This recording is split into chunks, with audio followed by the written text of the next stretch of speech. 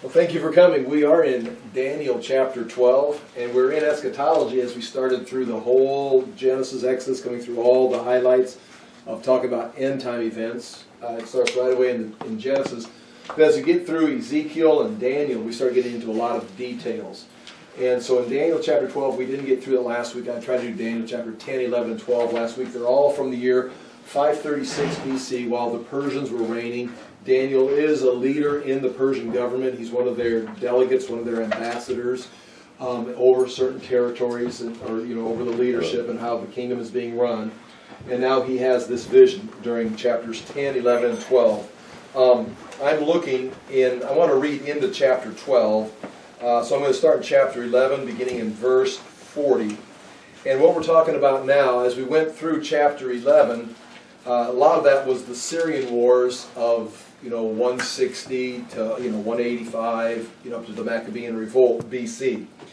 But right at verse 36, as we saw last week, it begins talking about future events, meaning everything took place in the Old Testament or in the silent 400 years during the reign of the Greeks, the Seleucids versus the Ptolemies in chapter 11, going up to verse 35. But then that's where Antiochus Epiphanes dies, and it kind of ends the discussion of all the details that were being given in Daniel chapter 11. But in chapter 11, verse 36, it says, "The king will do as he pleases. He will exalt and magnify himself above every god and will say unheard of things against the God of gods." Now we're talking about the Antichrist. This is yet a future event, and that is where it ties into chapter 12. And so I want to read through this, kind of set the basis. There is an individual coming, a world leader that is going to be given power by other nations, other kingdoms, and he will then set up some kind of a world dominion. He's going to try. There's going to be a king of the south, a king of the north, a king of the east coming against him, so he won't be a whole unified world leader, although he's going to try to do these things. He's not going to fully pull it off. But anyway, this king will magnify himself above every god and will say unheard of things against the God of gods, that would be Yahweh. He will succeed, or he will be successful until the time of wrath that is completed for him has been determined, must take place. So in other words, he's going to come and you can't avoid it. I mean, we talk about what can we do? I mean, we're in a time in our culture where what do we do? How do we vote? How do we campaign? How do we protest? What can we do to whatever side you're on? This is going to come. This individual is going to come. And there's other times in history like this. And when the believer wants to stand against it and bring the nation back to Christ or back to morality. But there's places in history, and this is one talking about the very last time, where there's nothing you can do about it. God is going to bring some kind of judgment, some kind of divine wrath on your kingdom, on your government, on your civilization, and the believer is going to have to live through it. They're going to be refined, as we see in the time of the Maccabean revolt. They are refined, made spotless, and cast into an eternal image. The same thing will take place here during these final days. And it's not just during the Maccabean revolt and in the eschatological time period. It's throughout history when believers face opposition. Like it says in Romans, all things work together for the good of those who love the Lord. It may not be what you want, but you need to stay faithful. You're going to have to choose to be faithful. And during this time, it says, he will be successful until the time of wrath is completed, for what has been determined must take place. It's going to take place. He's reading, remember, Gabriel is reading to Daniel from the book of truth, which it appears to be some heavenly books, heavenly recording of future events and details.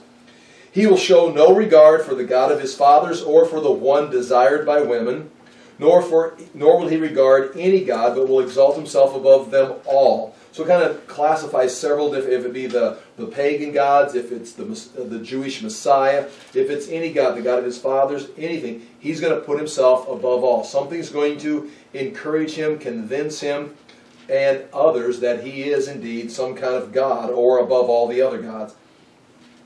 But instead of them, he will honor a god of fortress. It will be a god of war, which will be his own power. A God unknown to his fathers he will honor with gold and silver, with precious stones and costly gifts. Now, a lot of these things I want to give you more detail, I want to explain, and we can make suggestions, but even Daniel at the end of this is like, whoa, I've got questions. And the angel's going to say, Daniel, you go your way. This doesn't concern you. This is sealed up until the time, we'll see, it says it's sealed up until the time of the end. And when a scroll was sealed up, or cuneiform writing in this time was sealed up, it would mean it would be made into some kind of a document and then put into an archive and saved for a future day. If we see in the book of Jeremiah, they would take scrolls, and they'd have two scrolls. If you had a legal document, you bought a field, you'd have two documents. One that would be that you could take home with you and you could keep, that you could see the reference.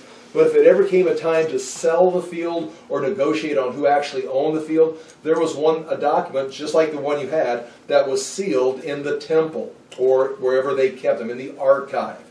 And you could go there and break the seal and see the details. This would be the official document. Your copy of it wasn't the official document. It's what you could show people, and it would stand up in most cases. But if you ever had a court case, you'd go and find it and open the sealed document.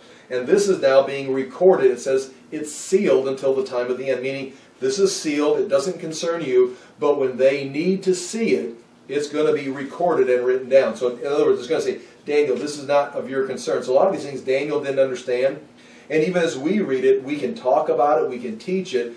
But one of the things the believer has to do is know these things, because when they start to transpire, that's when you're going to want to make a reference to it. And we can guess at it and speculate, but a lot of times that's all it is. It's speculation. Someday it's going to be historical fact. It's going to be happening in the news. Nonetheless, it says, instead of them, he'll honor a god of fortress, a god unknown to his fathers. He'll honor with gold and silver and precious stones and costly gifts.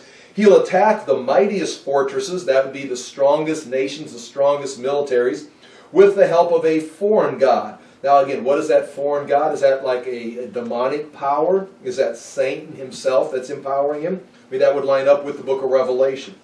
And will greatly honor those who acknowledge him. In other words, if you come to his side, if you believe his falsehood, he will reward you and honor you with giving you part of the plunder that he takes. I mean, this is the way things work in the world. We talked about the last couple Sundays, the violent take it by force. Even the kingdom of God or the church or the things of God, the world can get involved and start taking up places in the kingdom of God here in time by force, bringing the world strategy into the church or into Israel or into the religious system of God, the kingdom, and in this age by force take positions in it and start advancing the world's agenda within God's kingdom here on earth. Verse 40, at the time of the end. Now the time of the end, I can show you in a moment in Matthew. I want to go to Matthew tonight if I keep hustling. The time of the end, that's going to be the end of the Gentiles. The time of the Gentiles began with the Babylonians destroying the temple. That was the beginning of the age of the Gentiles, and that's why the statue, from the head of gold down to the feet of iron and clay. It goes through the empires of Babylon, Persia, Greece, Rome, and then that morphs into the final state of the kingdom of iron and clay, which is the feet which is struck by the rock, not cut out by human hands. So the age of the Gentiles began with the Babylonian destruction of Jerusalem. It continued, even when the Jews were in Jerusalem during Jesus' time, they're still under the control of Rome. They were still under the control of the Gentiles. And Jesus said the Temple Mount would be trampled on until the time of the Gentiles was fulfilled. That is why it's still being trampled on today by Gentiles. The Jews do not have their temple. They sometimes can get up on the Temple Mount, but sometimes it's illegal. Sometimes it causes too much turmoil. And they definitely can't be caught praying on the Temple Mount. If they can pray at the Western Wall, and you can tell when they're praying, but when you get up on the Temple Mount and you can see Muslims praying, but if there's a Jew that's perceived to be praying, even the Israeli police will escort them off because it's too much commotion with the Muslims and the Jews on the Temple Mount, because the Muslims control, the Gentiles in this case, control the Temple Mount. I mean, that's just the way, it's interesting, it's still the way it is. So, it says in verse 40, at the time of the end, that is when this age of the Gentiles is over, and the Jews get the temple back, and they establish their own kingdom. Well, Jesus establishes the kingdom. At that time, the end, the king of the south will engage him in battle. So this is your great Antichrist. He's going to have to fight the king of the south, and the king of the north will storm out against him with chariots and cavalry and a great fleet of ships. Now understand this again. When you talk about the Antichrist having a thumb on the whole world, He tries, but he's going to have opposition from the south, from the north, from the east. The Jews are going to be against him. He's going to have, he's attempting, but he never really gets the whole thing under his thumb like Jesus Christ will do when he establishes his kingdom. He'll invade many countries and sweep through them like a flood. He will also invade the beautiful land. Many countries will fall, but Edom, Moab, and the leaders of Ammon will be delivered from his hand. He will extend his power over many countries. Egypt will not escape. That would probably be the king of the south. He will gain control of the treasures of gold and silver and all the riches of Egypt, but the Libyans and Nubians, with the Libyans, that's Put, and the Nubians, Cush, in submission. But reports from the east, possibly China, and the north, possibly Russia, if we made it contemporary, we don't know, will alarm him. And he will set out in a great rage to destroy and annihilate many. He will pitch his royal tents beyond the seas at the beautiful holy mount. So in that time of the end, he's going to move into Jerusalem, move into the Temple Mount, because that is going to become his fortress, his place of operation against these forces of the east, the forces of the north. He will pitch his royal tents between the seas, that's the Mediterranean Sea and the Dead Sea, at the beautiful holy mountain, Mount Moriah, where the Temple Mount is. Yet he will come to his end, and no one will help him. That's the angel Gabriel reading from the book of truth about the Antichrist and what is seen and understood from his words. Now, chapter 12. It continues. Again, we got a chapter 12, but the speaking, the teaching, the revelation continues. At that time, Michael, the great prince who protects your people, will arise. Interesting, because Michael is the prince of Israel. He is just like there's the prince of Persia, the prince of Greece, some kind of angelic, demonic powers in rebellion towards God. They've been assigned places in the world throughout history. You can see this in the writings of Moses. You can see this in Psalms. You can see it in Paul's writings. The rulers and authorities in heavenly places. They're ruling. Michael is Israel's prince. Now notice right here, it says, at that time of the end, Michael is going to arise. Meaning, well, where have you been for the last 2,000, 3,000 years, Michael? It appears, I would assume, the only way the Temple Mount is going to get destroyed by the Babylonians is if Michael, the archangel who is in charge of Israel, just walks away from it. You understand what I'm saying? Meaning, he walks away and under God's command, walks away and lets them take it out. And it's been under Gentile control. Now at the time of the end, it says, at that time, Michael, the great prince who protects your people, will arise. Meaning now Israel's making a comeback. It's in God's plan. It's the end of the Gentile age. And Michael is back in action. There will be a time of distress as has not happened from the beginning of nations until then. Now that's got to be the last time of the wrath, the last half of the 70th week. That's the word. It's worse than Noah's flood. It's worse than the fall of Jerusalem in 586. It's worse than the fall of Jerusalem in 70 A.D. It's the worst time ever. But at that time, your people, everyone whose name found written in the book, will be delivered. This time there's going to be deliverance. There was no promise of deliverance in 586 when the Babylonians were coming. There's no promise of deliverance with the Rome destruction in 70 AD. They're told, when you see the armies coming, flee, because this is the time of destruction. Here it says, many will be delivered at this time, because it is the time of the end. The age of the Gentiles is over. Michael arises, and it's time for Israel to be delivered. This is what takes place right here. Multitudes who sleep in the dust of the earth will awake, some to everlasting life, others to shame and everlasting contempt. This is the time of the end. Michael arises. Israel's delivered. There's some kind of resurrection taking place. Again, this all doesn't have to happen in an afternoon. Do you understand this? I mean, keep this in mind. Just because these are the events that are taking place, this could be a prolonged period. We're not talking thousands of years, but it may not be just the afternoon of the second coming. All this takes place. This may be a series of events, just like the Antichrist will arise and go through a series of events during his reign. He'll come to an end at the time, but certain things have to take place.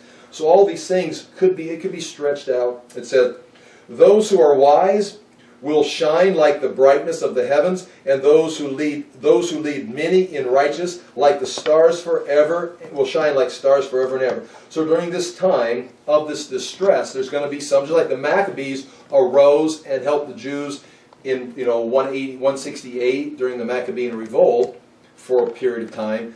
Many are going to rise and help Israel at this time. And it says, some are wise, they'll shine like the brightness of the heavens, and those who led many into righteousness. Now they're receiving their rewards. They helped, they did their job of serving the kingdom of God during this time period. Now, during that state of resurrection, they're being ushered into the kingdom, receiving their rewards. So there's going to be some judgment evaluation taking place. And they'll shine like the stars forever and ever. Now this is a good go-to verse when you talk about rewards. Paul alludes to it. When you talk about stars, just like Paul says, stars differ from a star in their glory. In other words, every star is shining at its full capacity, but some are brighter than others. And those who hunger and thirst for righteousness, it says, they will be filled. There's going to be a rewards. Not everybody's going to. Socialism is not the way it is in heaven. Everybody gets the same thing in heaven. That's not the way it is. None of Jesus' parables line up with that idea. None of Jesus' teaching. The rewards are based on your response. And your response is based on how much you hunger for righteousness. How much do you want? How much do you want to be conformed? And how much you respond is how much your desire is, and your desire will be met. You will be shining in the fullness of your glory. But there may be others shining brighter or others shining less depending on their hunger. Now we're talking about those who are saved. But anyway, that's a side note. Keep that in mind. It's an easy way of explaining how can I be happy in heaven if I don't have as big of shining glory as someone else, or rewards, or however it's manifested. Because you're shining at your fullest capacity. This is how much you wanted. It's how much you got. Now again, we're saved by grace. But then you again respond and you do the work. You're conforming to the image of Jesus Christ. And some people are not being conformed. They're saved, but their growth is not taking place. They're not pursuing righteousness. They're satisfied with just, I don't have to burn in hell. I'm saved. I believe in Jesus. And that's their commitment. Wait, that's side note, but that you can build right there. Those who are wise will shine like the brightness of the heavens, and those who lead many in righteousness like the stars forever and ever. But you, Daniel, close up and seal the words of the scroll until the time of the end. You, Daniel, concerning these things right here. This does not, basically what he tells Daniel, this does not concern you. Daniel was maybe 85 years old. He's gone through he left the kingdom of Judah, served the entire time during the Babylonian kingdom, and moved into leadership position in the Persian Empire. So Daniel, go your way. This is not going to affect you. This is talking about the time of the end. You don't have to take action. You don't have to store up cans of food in the basement. You don't have to go off and identify the Antichrist. It's Daniel. Go your way. You're good to go. But Daniel, close up and seal. And that the indication there is not so much seal so no one can understand it, although that may be included. But the ideal is close it up and set it aside like you put a document in the archives. Because someday someone's going to want to look at the paperwork. Someone's going to want to see who owns this property. How much did you pay? Who's the inheritance? Where's this? What's the document say? And that someday they're going to look at this. So seal it up. It's for the time of the end. It doesn't concern you. You do not need to understand it, Daniel. It's important that you write it down and get it in the archive. Someone's going to want to read this someday. That's the idea there. Many will go here and there to increase knowledge. So between now and then, Daniel, there's going to be a lot of people going back. There's going to be a lot of movement across the earth. They're going to go from several layers of knowledge and learn many things. But in the time of the end, they're going to want to see what you wrote today. In other words, you're here, Daniel, and you know the knowledge level that you've got. But people are going to go a lot of different places through history. People are going to grow in a lot of knowledge in history. But this document is going to be important when they get to the end. Then I, Daniel, looked, and there before me stood two others, one on the brook of the river, and one on the opposite bank. One of them said to the man clothed in linen, who was above the waters of the river, How long will it be before these astonishing things are fulfilled? Okay, now, you've got Gabriel talking apparently to Daniel, and then you've got someone on the other side of this river, which is the Tigris River that he's standing by. And as they're talking, you may think possibly, and this may, you've got to kind of think through this, but Gabriel's on the side of the river with Daniel. Michael may be on the other side of the river, but then there's this figure, this person who's above the waters. Now, I'm going to say, and commentators would agree, although it's not a slam dunk, you got to think about it, this would be the second member of the Trinity. This is the Son of God. This is the Christ. This is the Son of God. He seems to be the one they're serving. They ask questions. And so you can watch the interaction here. He's going to speak. So when you see the man, well, here it is. One of them said to the man clothed in linen who was above the waters of the river, he's asking him questions. So I think he's asking his Lord. The angels, Gabriel comes from, he told Zechariah in the temple when he announced John the Baptist's birth, he says, I'm Gabriel. I stand in the presence of the Lord. He came and told him some information, and Zechariah says, how do I know this is true? It's like, I'm Gabriel. I stand in the presence of the Lord. It's like, don't ask me how I know. This is, false news. It's like, no, this comes right from the mouth of God. Don't even ask me that question. So that would put Gabriel here listening to the Lord. Nonetheless, the man clothed in linen. Okay, the question was, how long will it be before these astonishing things are fulfilled? The astonishing things would go back to chapter 11. That's kind of why I wanted to read through this. When the Antichrist arises, who's boastful and sets himself above the gods and does unheard of things and is successful until the time of the end, and no one can stop him. These were astounding, astonishing things, that he's going to actually elevate himself above the God of gods and get away with it. It's not like he exalts himself above the God of gods and that was not a good idea. It's like he exalts himself and sells the deal. I mean, it looks like he's done it. And the angel says, how long, asking the man hovering above the waters, which I think would be the Christ, the second member of the Trinity, Son of God, Jesus, how long will it be before these astonishing things are fulfilled? The man, Son of God, clothed in linen, who was above the waters of the river, lifted his right hand and his left hand towards heaven. Now, it was common to raise your right hand and swear, I swear, this is the truth. I take an oath. What I'm telling you is the truth. But he's going to lift up both hands. I mean, it's not just raising one hand. He's taking an oath with both hands on the Bible. It's not just place your right hand on the Bible and swear. It's like, no, I'm putting both hands on the Bible and holding it to my chest, telling you this is the truth. So it's like an extreme expression of his commitment to these details. The man clothed in linen who was above the waters of the river lifted his right hand and his left hand towards heaven, and I heard him swear by him who lives forever. So the Son of God swearing by the Father God, meaning not swearing at him, but by holding him account. I mean, he's going to observe these things take place, saying, watch, this is what he swears by. He says, it will be for a time, times, and half a time. In other words, how long will this last? Now, when will it, that's the question I would ask. When will this happen? The angel asked, how long are these astonishing things going to take place, that this Antichrist is going to rise up and have that kind of power in the earth? Doesn't ask, when will it end? When Jesus is coming back? Ask, how long will it be? And the Son of God raises both hands and says, I swear by him who lives forever and ever, it's going to be a time, times, and half a time. And of course, we'll talk about that in just a moment. Times, and half a time. When the power of the holy people has been finally broken, all these things will be complete. In other words, it's going to continue until Israel is on its last thread. They're being hunted down by all the nations. They're surrounded, and there's not going to be anything left. They're going to be they're almost destroyed. Then I'm going to stop it, and I'm going to come back and bring deliverance. I heard, Daniel says, but I did not understand. It's like, okay, the angel says, how long Well, these astonishing things with the Antichrist overruling the people of God and God himself, how long is that going to last?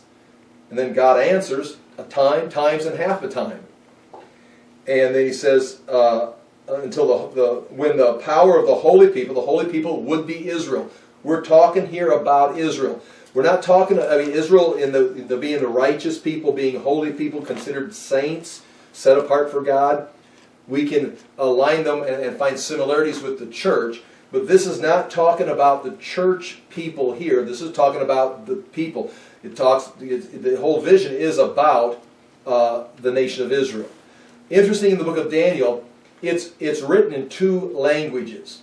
It's written in Aramaic, and it's written in Hebrew. It's that way in some translations coming out of the Hebrews. We've known that for years. And then in 1948, when they found the Dead Sea Scrolls and they pulled the book of Daniel out, part of it was written in Aramaic, part of it was written in Hebrew. Still, it was that way in Jesus. It's been that way, meaning it appears, it's a slam dunk. It appears that Daniel, when he was addressing Nebuchadnezzar and the Gentiles, he wrote in Aramaic, the language of the nations. When he's now talking about 70 weeks are decreed for your people Israel, he writes it in Hebrew. So you can tell by going to the Dead Sea Scrolls, is he talking about to the Gentiles or is he talking to Israel? If it's in Aramaic, he's talking to the Gentiles. If it's in Hebrew, the Gentiles don't even know this. I'm talking to the people of God. Not that it's in code, but that was his focus. He's a delegate. He's an ambassador. So he's used to speaking the language of the people he's addressing. That's his job in the Babylonian court and under Cyrus and Darius. I heard, Daniel says, but I did not understand. So I asked, my Lord, what will the outcome of all this be? What's going to happen? How's this going to end? The angel asked, when or how long will it last? Daniel says, yeah, but where are we going with this? All the people are overrun, and then they're delivered, but there's hardly anybody left. He replied, go your way, Daniel, because the words are closed up and sealed until the time of the end. That's the second time. Daniel, your job was to hear and record. Now get that in the archive, document it, because it's going to be important for people at another time. They're going to go many places in the world. I'm repeating it. And they're going to grow, and a lot of knowledge is going to be increased around the world. But this document is going to be crucial. So you don't need to understand it, Daniel. You don't need to understand these things. These words are closed up and sealed until the time of the end. Many will be purified. Now here's the whole goal. This is the second time. This was the same phrase used in the Maccabean revolt. Why are these things being allowed to take place? Why doesn't God just come back and save the world? Why does he just come back and just deliver us? Well, right here. Because he's letting us grow. He's letting us, first of all, receive Christ, get saved from his wrath. That's what people say. Why doesn't God just come back? Well, if God just came back, are you really ready for him to come back? It's like, what if he came back before you were saved? Don't you want to get saved? And now that you're saved, do you want to come back and evaluate you now? Or do you want to have some time to go through some tests and trials to mature? It's like in the American mind, we don't want any tests or trials. We just want the good life. Well, okay, the good life is going to pass away. If it's going to pass away in 2021 or if it's going to pass away sometime in the future, whatever you've got is passing away. What's valuable is salvation in Christ, and you're maturing and being conformed into his image. So again, this is not talking about how good life is. This is talking about during this process of being overrun by the Antichrist or any kind of opposition, what's going to take place. Daniel, the point is, seal this up, Daniel, it's not for you. My point for you, he could say, would many will be purified, made spotless, and refined. Again, that's purified means examined. Spotless means cleansed, meaning they've examined, found the weaknesses, and fixed it. And then refined or fused. That means cast into an image. It'd be similar to doing a welding joint or soldering a joint, and you get it all soldered. Now you put some pressure on it and find the weak spots. When you put the pressure on it, then you find the water spraying out, shut the water off, drain the pipes, dry it up, and fix the leak. And then in other words, many are going to be pressurized, Their weaknesses are going to be exposed. They're going to be purified. We're going to fix that. And once they're fixed, we're going to cast them in an eternal image. Now that's what Jesus Christ is doing in your life. It's like, whoa, whoa, whoa, whoa, wait, I just want the best life now. No, no, no. He's putting pressure on, finding weaknesses, fixing those weaknesses, conforming you into the image of Jesus Christ, because that's what's going to last forever. Oh, I just wanted a good life now. Well, that's bad. I mean, it's so different, and yet you can see how this is flowing. Okay, watch. Many will be purified, made spotless, and refined, but the wicked will continue to be wicked. None of the wicked will understand. In other words, the wicked will go right back to, I want my best life now. I don't want any weaknesses exposed. I don't want to be purified. I'm not even thinking about eternity. I'm thinking about right now. Okay, the wicked will not understand this. The wicked will continue to be wicked. None of the wicked will understand, but those who are wise, they will understand. From the time that the daily sacrifice is abolished, it goes on and says, and the abomination that causes desolation is set up, there will be 1,290 days. Blessed is the one who waits for and reaches the end of the 1,335th day. What was that? Well, here we go. I'm going to explain a few things here. We know time times half a time is 3.5 years. Time is 1 year, times is 2 years, half a time is half a year, 1, 3.5, 3.5 years. Right? And that's the general understanding of that. We know that in 3.5 years there are 42 months. A prophetic month, again, we got 30-day months, 28-day months, 31-day. The typical 30 days is 30 days. So let me see if I can do the multiplication here. That's 1,260 days. So times time and half a time is 42 months of 30 days, which equals a total of 1,260 days. That's absolute. Now, what is being said right here is we've got the 70th week, and this is said in Daniel. The 70th week is yet to come. It's a 7-year period. One more week. A week in this ideal is a period of 7 days, 7 weeks, 7 months. In this case, it's 7 years. There's going to be oppression of the saints for a time's time and half a time right here. And then Israel's going to be protected when they're being refined for a time's time and half a time.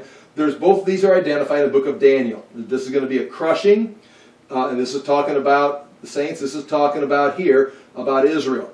It's very clear, and it matches 168, 165, the Antiochus Epiphanes, where he comes in and sets up an abomination of desolation on the Temple Mount. It mentions that in Daniel earlier when they're going through the Maccabean or the Syrian wars. But Jesus makes reference to it also in Matthew, and we just see it here, that at the halfway, Paul says very clearly, at the halfway point, at 3.5 years, the Antichrist is going to go in the 70th week. The temple is going to be rebuilt here. The Antichrist is going to confirm a covenant for 1 week with Israel at that time. Israel's going to rebuild their temple. Right here is their temple.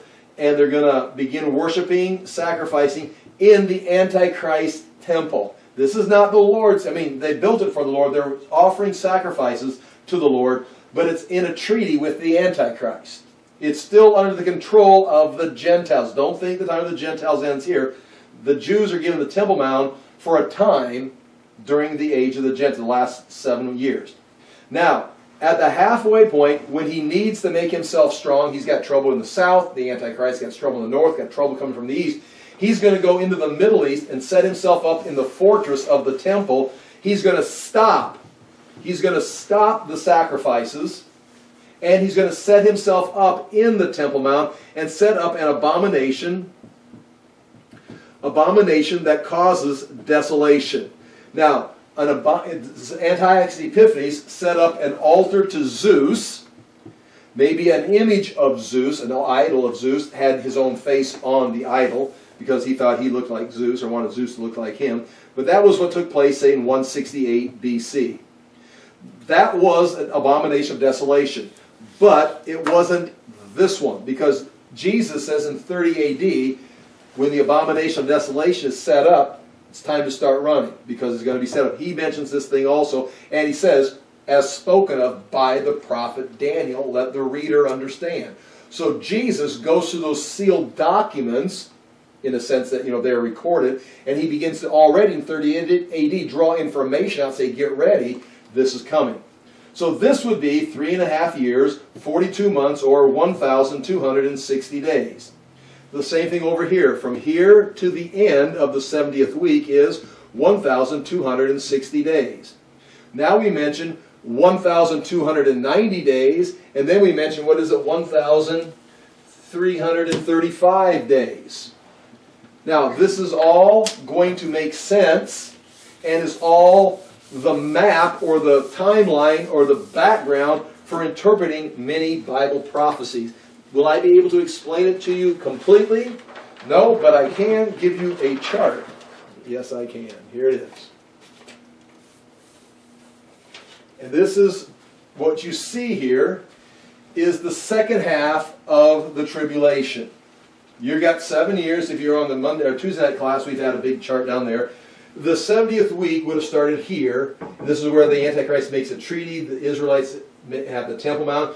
But right here, the Jewish worship in the Temple Mount is abolished. Two things. It's abolished, and the abomination that makes desolation or desolate is set up. The Antichrist sets up the... he ends the Jewish time here, and now there's 1,260 days left, or time times and half a time, 42 months, 3.5 years, or 1,260 days. Then it mentions 1,290 days, so that would be 30 days more. If you add 30 days to 1,260, you get 1,290 days. So you've got, this is the end of the time of the Gentiles. But then there's a 30-day period here that is identified by the Lord. And then it says, and blessed are those who make it to the 1,335th day. Well, what's that? That's 45 days more. So you're going to add from the 1,260, you're going to add 30 days, and then that means something took place in that month.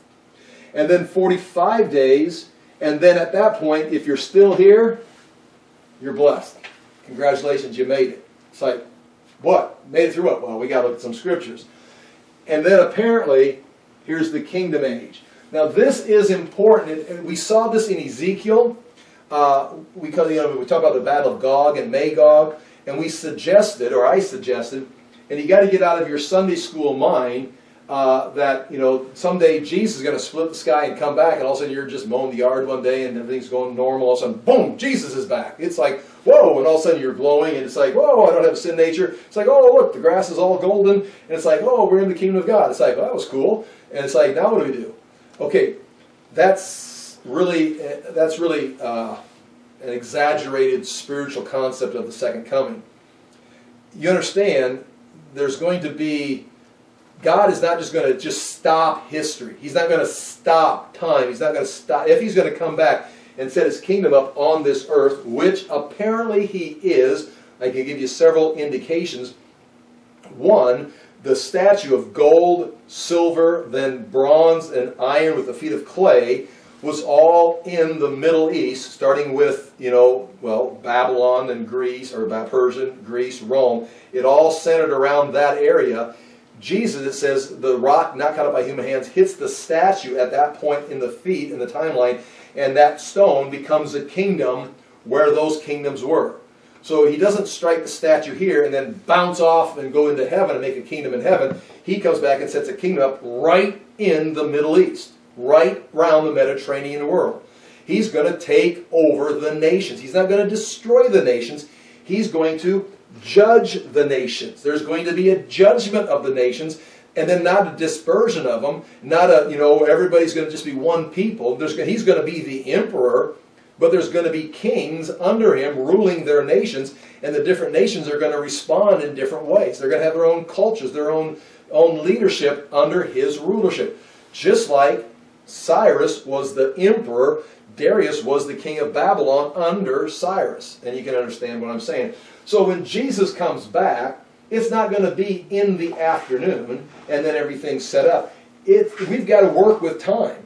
And if you know what takes place here, not only is the Antichrist trying to rule and reign, what is taking place here, the sign of the Son of Man appears, depending on how you put your sign of the Son of Man coming, but he's going to appear and he's going to pour, the nations see him come back and say, hide us from him who sits on the throne and from the wrath of the Lamb. And then he's going to pour out, sound the 7 trumpets of wrath, and then he's going to pour out the bowls of wrath. They're going to be poured out on the Antichrist kingdom, while Israel is in hiding, being protected.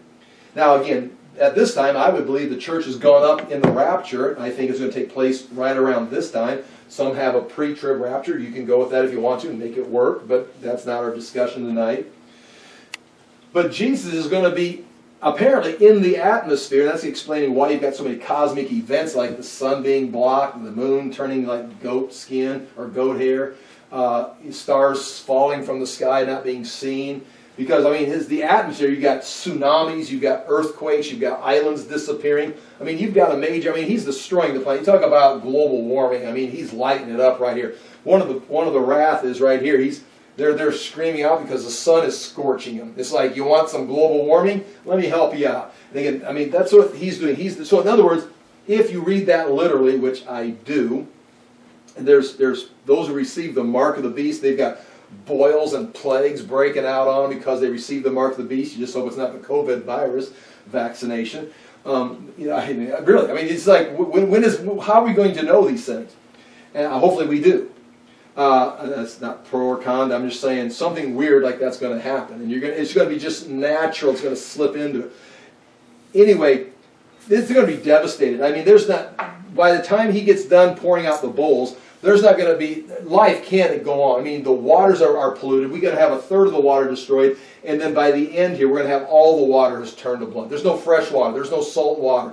You've got hours left for humanity to survive on the planet. Otherwise, we're all going to die. I mean, that's the way it's created. Now, he returns right here. There's the battle of Armageddon. The Antichrist got problems with the king of the east, the king of the north. Jesus comes in. They all turn and unite finally. You ever seen different political parties and different nations all unite against one person to try and take them down? Maybe you can think of someone. Well, that's exactly what you've got right here. You've got the king of the east fighting the Antichrist. You've got the king of the north. They're all coming against each other. Then all of a sudden, oh no, time to unite. And they've got a unified problem right here, which is the coming of the Son of Man coming back to the earth. And now you're going to have, when he comes back here, he arrives here at the end of the 1,260 days. Then you're going to have a 30-day period, and I don't know what this is for, and a 45-day period. And I do not know what that is for. But they are, if we're going to go literal, if you want to go figurative, you've lost me. If you're all going to go figurative, you all got your own truth, your own figures, you can come up with whatever you want to.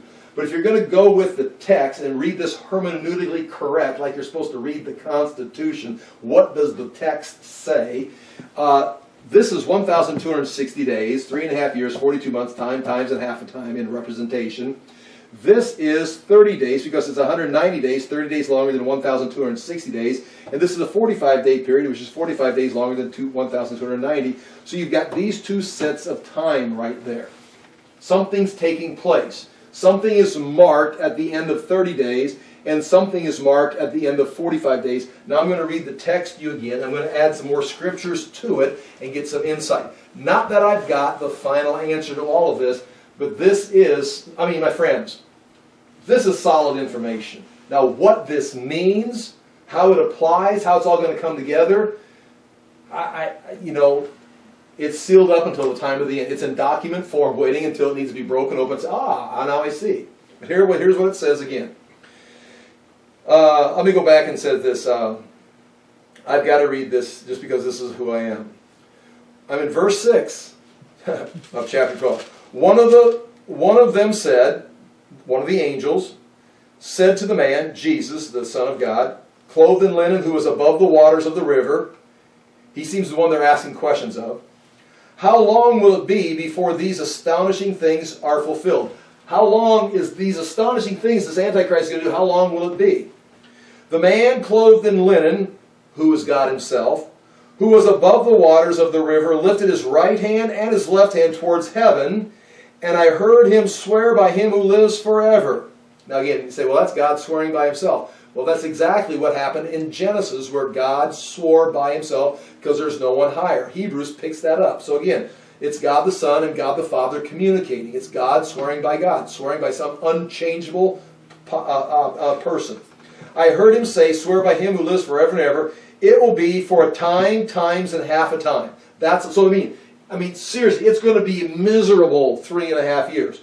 But it's only 3.5 years. You understand what I'm saying? I mean, it's like when this kicks in, when the worship is stopped and the abomination is set up, you've got 1,260 days. You've got 42 months. You've got time, and half a time, and it's over. That's how long this is going to last. That's how long the Antichrist is going to rage against the God of heaven. It says, when the power of the holy people has been finally broken, somewhere over here, all these things will be completed. Now, we could go to Zechariah and read about the power of the holy people being broken, and we will as we move through these books.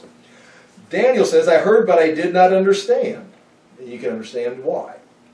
My Lord, talking probably to the Lord himself, hanging above the water there, what will the outcome of all this be? He replied, go your way, Daniel. And again, that's not saying I'm not going to. It's like Daniel. This is basically saying this does not affect you. You'll never see these days, because the words are closed up and sealed until the time of the end, and you're not living in the time of the end of the age of the Gentiles. In fact, Daniel's the one who introduced the age of the Gentiles with the vision of the statue. Many will be purified and made spotless and refined. That's the focus of what's taking place between you and the end of time. I'm purifying people. But the wicked will continue to be wicked. None of the wicked will understand. They'll just blow this off and just keep right on going, not understanding anything.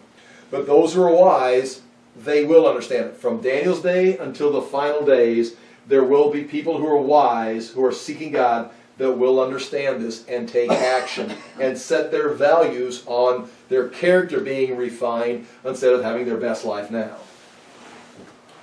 From the time, now watch it, here it is, verse 11. From the time that the daily sacrifice is abolished, right here, the abolishing of the worship, from the time that the daily sacrifice is abolished and the abomination that causes desolation is set up. Here it is set up. When the abomination that causes desolation is set up, there will be 1,290 days. So from this halfway point, and this is the halfway point. I mean, I don't know if by the hour to the minute, to within a couple weeks, within a couple months, but it's considered the halfway point of the 7-year period. Again, how precise is it? You got a stopwatch, boom, now, or is it, happening this month, this time of the year? Anyway, that happens. From that time, there's 1,290 days. Now, that's 30 days longer. That's a full prophetic month, longer than the 1,260 days from 42 months from time, times, and half a time, if that makes sense. Now, some would say, and again, you'd say, maybe this is a general time, times, and half a time is generally about 3.5 years. More specifically, it's going to be 1,290 days. So instead of saying it specifically, it's 1,260 days, maybe to get precise, it's 1,290 days. It's still close enough. It's still time, times, and half a time. That may be what it means. The problem with that is there's 6 times in the Bible, I've got them written down here, Daniel, several places of Revelation, even the words 1,260 days comes up. I mean, so it is a prophetic definition of times, and half a time, or 3.5 years, 42 months. All 4 of these are used. Time, times, and half a time, 42 months, or the halfway point, 1,260. They're all used in the Bible. So it's not like you're just guessing at 1,000. It says 1,260. So from the abomination being set up until it is destroyed is 1,290 days, which is interesting. Now, allow me to speak at this. And again, this needs to be corrected or adjusted. If Jesus comes back here, he's been pouring out wrath, the trumpets and the bowls, depending on if he's far, far away in heaven shooting him down from the atmosphere, or if he's actually appeared in the sky like the sign of the Son of Man appears he would be. He's doing this. When he comes down here, there's still going to be battles that are going to... He's not just going to come down and boom, everybody drops dead. There's going to be things like that happening, but there's going to be a series of events. Even the tribe of Judah is going to join with him in battle. So he's not just coming back and just slaughtering. I mean, in your Sunday school mind, he appears, all the heathen die, and all believers get glorified, and we're having a picnic in the Kidron Valley at the end of the day. It's like, what? This is a great day. In the Bible, there's battles that need to be fought. We even suggested Gog and Magog may fit in here or sometime after this, when there's some kind of a rebellion. Let me say this, because at the end of the 1,000-year reign, because this period is going to be a 1,000-year kingdom reign on earth, whatever 1,000 years means, let's say 1,000 years, there's going to be a revolt. Can you imagine? I mean, again, this helps clarify what kind of climate we're living in. We're living in a world where Jesus Christ is ruling and reigning as a government official. He's ruling and reigning like Nebuchadnezzar, or Ashurbanipal, or Cyrus, or Alexander the Great, over people. Some people are born again and glorified. Some people are still in their normal bodies, and we can explain all that later, apparently. But there is going to be, not everybody's going to be happy. There's still going to be arguments on Facebook or Twitter. There's still going to be, in fact, Jesus will be doing some censoring himself. He makes it very clear. It's like, no. I mean, if you don't worship me, I'm not going to send you rain. It's like, talk about climate control. You decided not to come. You don't need to come. But remember, I control the rain, so shut it off. Well, that's a tyranny. Well, yeah, exactly. I guess, yeah, he's the Lord. And so after a while, people decided we don't want him to be our king. We got our own ideas. We got our own philosophy. They're going to create postmodern reality again all by themselves or something, and they're going to lead a revolt against him at the end of the 1,000 years. So keep that in mind. This age of prosperity in the kingdom age is still going to need to be ruled. Well, it tells you in Genesis and Psalms that he will, when the scepter will come rightfully to the one who it belongs to Shiloh, and when he receives it, he'll rule it with an iron scepter. I mean, he's not just handing out butterflies and balloons. He's ruling the world, the nations, with an iron scepter. He's in complete control. You can see why that would be unnerving to certain people, especially if they disagree. Nonetheless, this period right here, this 30 days, could be the battles and the cleanup. Then the 45 days, let's read this 45 days. Here it is. From the time that the daily sacrifice is abolished, I'm in verse 11, and the abomination that causes desolation is set up, there'll be 1,290 days. So it means that the abomination that is set up here, it will not be taken down until 1,290 days. The sign of the Son of Man appears shortly after it's set up and pours out his wrath, I think, if you read Revelation.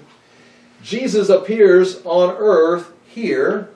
Battles begin, but he doesn't just go in there and kick over the abomination of desolation, or it just doesn't magically disappear. They seem to have to fight their way through, and finally it takes 30 days for the temple to be cleansed and reestablished. Now, if you go back to the Maccabean revolt, similar things happened. They took Jerusalem, then they had to took Judea, they took Jerusalem, then they had to take the Temple Mount, and then they had to go through a period of cleansing the temple. So that would take 30 days of actually getting that thing taken out. He returns, but it's still in the temple. Do you understand what I'm saying? I mean, how does this all work? But it's not just magic. There's actual movement, wars, battles, territory to be taken, and then finally the cleansing and setting up of the temple. From the time that the daily sacrifice is abolished and the abomination that causes desolation is set up, there will be 1,290 days. Then it says this: blessed is the one who waits for and reaches the end of the 1,335th day. So if you consider this battles and cleanup, the first 30 days, why do you got to wait 45 days more? Well, if you do, blessed that you waited that long and you made it that far. Because Jesus makes it very clear, there's going to be judgments right here. In fact, let's go to, first of all, what time is it getting to be? We got a clock up there. Okay. Is that 58 or 53? I'm going to say it's 53. Okay, yeah. Good. Let's go back to Ezekiel. Ezekiel, this could take place right here. Ezekiel chapter 20.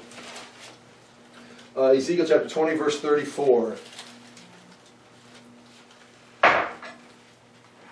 In fact, in the NIV Bible, starting in verse 30, it's titled, in the NIV translation, in the study Bible, it's titled Judgment and Restoration. See, judgment, and then I write judgments and government setup. Meaning they're going to have to set up, we're going to have to restore. Meaning the Jews are going to be brought back to the land. Governmental officials are going to have to be set up. In fact, including Daniel. Daniel will be given his allotted, they're going to tell us, Daniel will go his way and receive his allotted inheritance. Well, if he was a ruler under Nebuchadnezzar, and he was a ruler under Cyrus, I assume that when the Lord sits up his kingdom, Daniel's not going to be, just a custodian somewhere. He's going to have some kind of rulership. So there's going to have to be some kind of government setups placed in there. Anyway, I'm going to jump down into chapter 20, verse 34. I'm looking for it. Here, verse 34. I will bring you from the nations and gather you from the country. He's talking to the Israelites. The Lord is, through Ezekiel. Where you have been scattered, with a mighty hand and an outstretched arm and with an outpoured wrath. See, with outpoured wrath. The reaching out and gathering is Israel. The outpoured wrath would be this period right here. I will bring you into the desert of the nations, and there, face to face, I will execute judgment upon you. He's going to bring the Jews in, and he's going to execute judgment on them. He's going to evaluate them. He's going to evaluate them not on just being a Jew, but how did you respond to the Jewish Messiah? As I judged your fathers in the desert in the land of Egypt. So the Jews are going to be gathered. Yay, we're going back to Israel. You're going back to Israel to meet the Messiah, who's going to judge you on what you did with the Messiah. So I will judge you, declares the sovereign Lord, capital L-O-R-D, which means Yahweh. I will take note of you as you pass under my rod, and I will bring you into the bond of the covenant. I will purge you of those who revolt and rebel against me. So in that gathering of Israel, they're going to, like a shepherd has a rod, they pass underneath, he evaluates the sheep, which ones are his.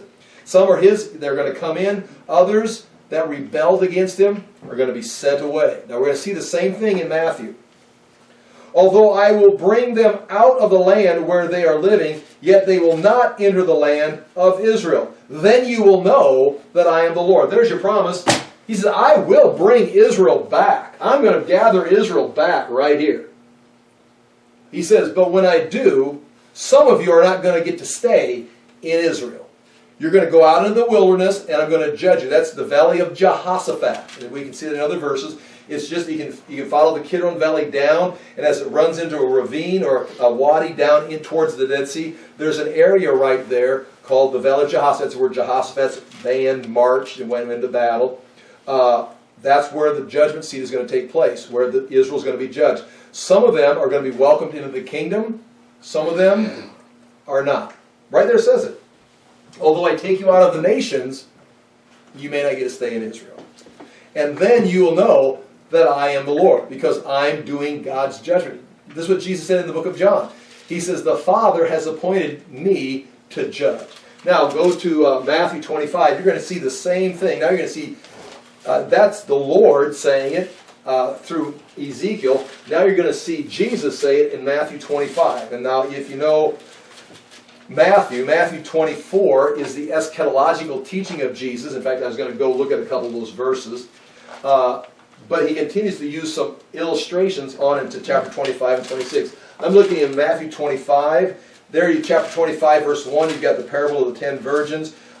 25, verse 14, you got the parable of the talents, meaning he gave everybody according to his ability, and then they all brought back what they produced. Some weren't faithful, some were a little faithful, some were more faithful. Some got nothing, some got 10, some got, depending on how they handled what they were given. Star shining from star in glory. I'm going to chapter 25, verse 31. Now, you got to believe that Jesus is referring to Ezekiel 20 and Ezekiel 34 when he reads this. Here's what Jesus says. And just read this literally. Just read this as if what he says he means.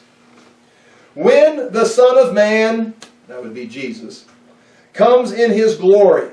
When does he come in his glory? Well, the sign of the Son of Man appears here. He pours out his wrath here. He appears on the Mount of Olives and in battle here. And now watch. When he appears in glory, and all the angels with him, he will sit on his throne in heavenly glory. That he's not in heaven, otherwise you've gone to heaven and he's sitting in heaven in heavenly glory. He's come in glory.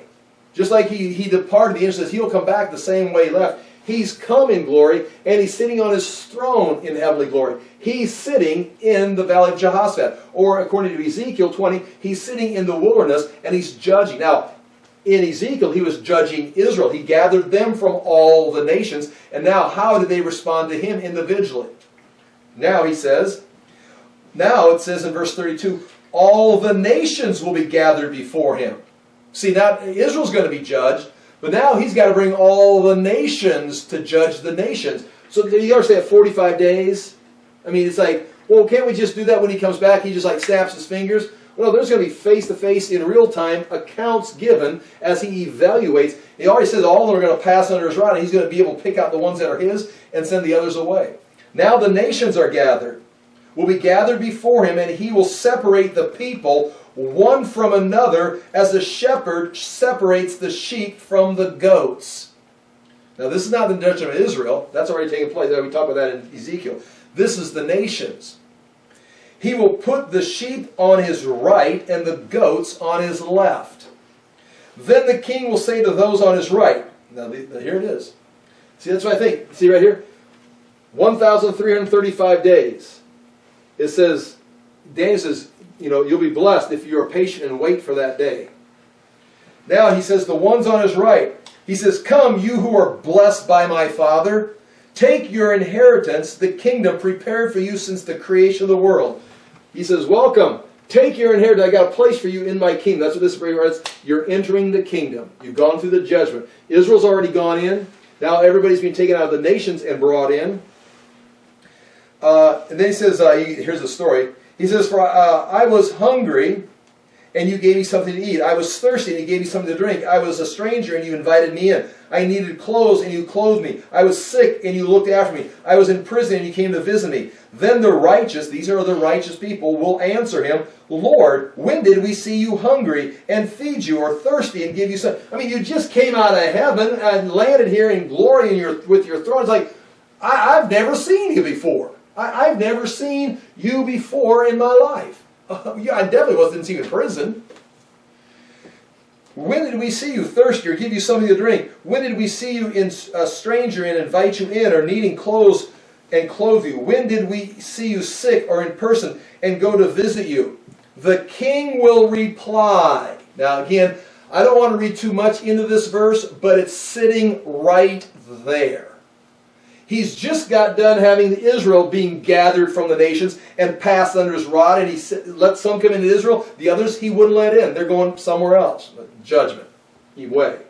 Now he brings the nations. And now he does the same thing with the nations.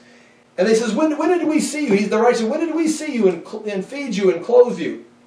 Then the King, the Lord, the Son of God, the second member of the Trinity, Jesus Christ, the King, will reply, I tell you the truth. Whatever you did to one of the least of these brothers of mine, you did it to me. In context, Israel was being persecuted for 1,260 days. Remember, Daniel says, they'll be overpowered. I mean, they're not going to have the mark of the beast. They're not going to have a place to run. They're going to be living in the wilderness. Now the nations are going to be judged. There's Jews in every nation. And they're identified. And if the nations realize who the Jews are, if they realize who the sign of the Son of Man is, if they understand anything about eschatology from the book that was sealed up and ready for the time of the end, he says, when you saw the Jews being persecuted and hunted down by the Antichrist, he pursued them into the wilderness. I was partaking of them, and you helped them out. You visited them in prison. They were in context. It's not necessarily that. He says, when he's seated in glory, he's going to gather the nations. He's not judging all the wicked all through time. He's judging in context. When he lands in glory, is on his throne, the nations at that time are gathered. When you did it, and Israel's just gone through the judge, they've just passed through the rod. He could just say, see, you took care of these people. He says, because you took care of them and you realized that I was the Son of God, that I was the judge, that I was the creator, that these were my people, you treated them right. And when you did the least of these, you were helping with my plan. Come on in. Again, that may be reading, you got a general understanding of that. That seems to be in the context, because this again is after chapter 24, and there's 3 stories given here, 3 accounts given to explain these times of his return. Again, it applies of all time. Anytime you visit someone that's hurting or help someone, you're doing it for, But he says, brothers of mine, I mean, he's the king of Israel. These are his people. He's just separated them from the nations. And while they were in the nations, these people took care of the Jews in their nations. Then he will say to those on his left, depart from me, you who are cursed, into eternal fire, prepared for the devil and his angels. For I was hungry, and you gave me nothing to eat. I was thirsty, and you gave me nothing to drink. I was a stranger, you did not invite me in. I needed clothes, you did not clothe me. I was sick and in prison, you did not look after me. They will also answer, Lord, when did we see you hungry? I mean, if we would have saw you need, I mean, you're the king, you're the God, we would do anything for you. He says, Lord, when did we see you hungry or thirsty or a stranger or needing clothes or sick or in prison and did not help you? He will reply, I tell you the truth, whatever you did not do for one of the least of these, you did not do for me.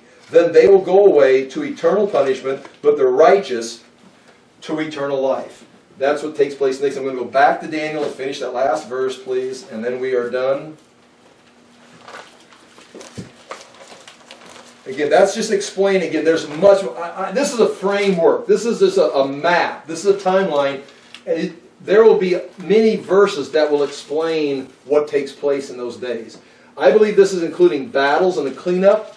This is including the judgment and the setting up of the government, and then the kingdom. So the kingdom would actually start 75 after Jesus arriving on Mount of Olives, if you want to say that, or whenever he returns. However, if it's in in Zechariah's return, or if it's in Isaiah coming out of Basra, in Revelation, whatever you're going to identify that moment as or the place, you've got 75 days of battles, cleanup, judgments, government setup, and then welcome to the kingdom. And that's where it ends right here. Daniel chapter 12. Chapter 12, verse 11. From the time that the daily sacrifice is abolished and the abomination that causes desolation set up, there will be 1,290 days. That's when it's torn down. Blessed is the one who waits for and reaches the end of 1,335th day, or 45 days.